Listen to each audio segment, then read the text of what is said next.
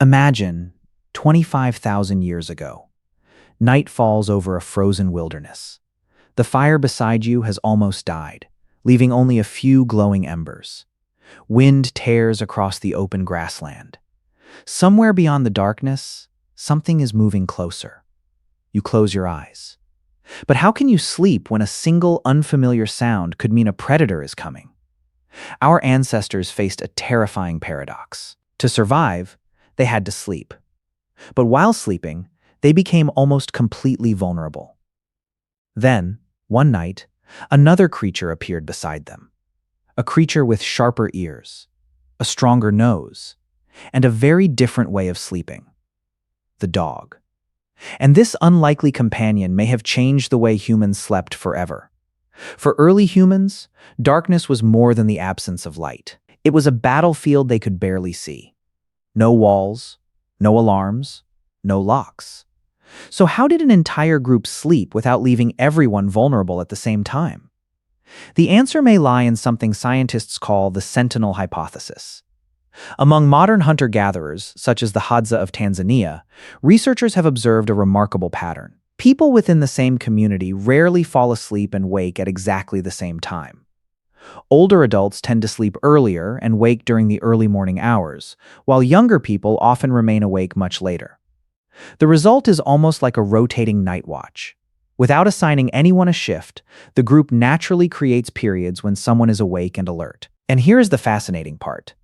Researchers observing the Hadza found that the entire group was simultaneously asleep for only a very short period during the night. Think about that.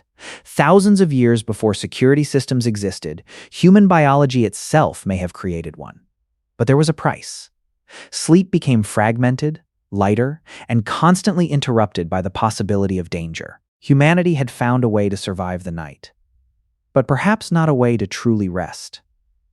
Then something extraordinary happened. A predator began sleeping beside us. Somewhere between 20,000 and 40,000 years ago, the relationship between humans and another species began to change. It was not a grand ceremony. No one stood beside a wolf and declared, "You are now our friend." Instead, the first step may have been much quieter. Food. Around human camps, discarded scraps attracted wolves. But not every wolf was willing to approach. The boldest were often dangerous, while those that were calmer and less fearful could move closer without provoking humans. Over generations, this behavior could have created a remarkable evolutionary partnership. The wolves that tolerated humans gained access to an abundant source of food. Humans, meanwhile, gained something they had never possessed before, an animal with extraordinary senses living directly beside their camp. Eventually, these relationships produced the earliest dogs, and their value went far beyond companionship. During the day, dogs could help track and pursue prey. Their ability to follow scents and pressure large animals gave human hunters a powerful advantage. But the real transformation may have happened after sunset. While humans struggled to see through the darkness, their new companions could hear sounds from beyond the firelight and detect unfamiliar scents long before danger reached the camp. The same animal that once competed with humans for survival was becoming their early warning system. And that raises a remarkable possibility. Perhaps humanity did not simply tame the dog. Perhaps, together, the two species created a new way to survive the night. But surviving the day was only half the battle. At night, the dog became something even more valuable. Imagine a small prehistoric camp. Humans are asleep beneath animal hides. The fire is fading. Beyond the circle of light, the wilderness is completely black. Then, one of the dogs lifts its head. Its ears twitch. A low growl escapes from its throat.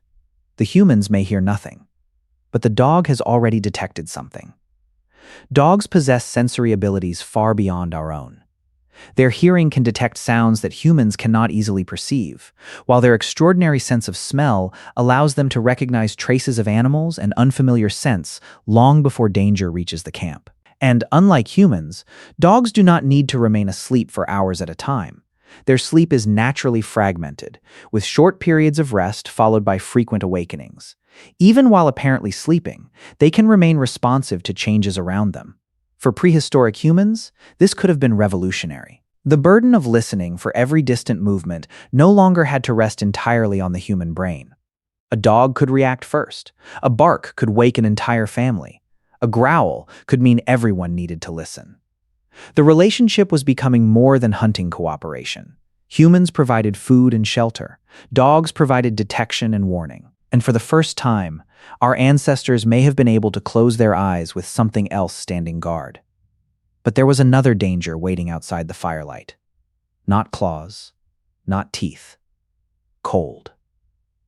But imagine the coldest night of the Ice Age. The fire is fading. The wind is cutting through the shelter.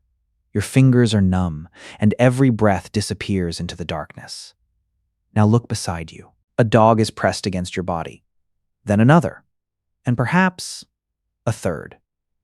Dogs naturally maintain a body temperature higher than humans, making their bodies a potential source of warmth during brutally cold nights. For people living in environments where temperatures could fall below freezing, every source of heat mattered. This is where an intriguing phrase enters the story: three-dog night. The expression is associated with the idea of using dogs as living sources of warmth on extremely cold nights. One dog might provide some comfort. Two could provide more. Three meant the cold was severe enough that several warm bodies were needed to make it through the night. Think about that for a moment.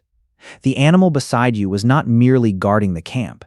It could help keep you warm. It could alert you to danger. And during the day, it could help you hunt. What would you call such a creature? A hunting partner? A guard? A source of warmth? Or family? And perhaps the most extraordinary part of this relationship had not happened yet. Because once humans felt safe enough to sleep deeply, something inside the human brain could finally change. The dog may not have simply helped humans survive the night. It may have helped create the conditions for humanity to dream bigger. And here is where the story becomes even more extraordinary. If a dog could warn humans about danger, people no longer had to remain constantly alert. That meant something precious became possible: deep sleep. During deep sleep, the brain enters a powerful recovery state, helping restore the body and supporting memory and neural processes. For prehistoric humans, better sleep may have meant more than simply waking up refreshed. A rested brain could learn, remember, create tools, communicate, and solve problems more effectively.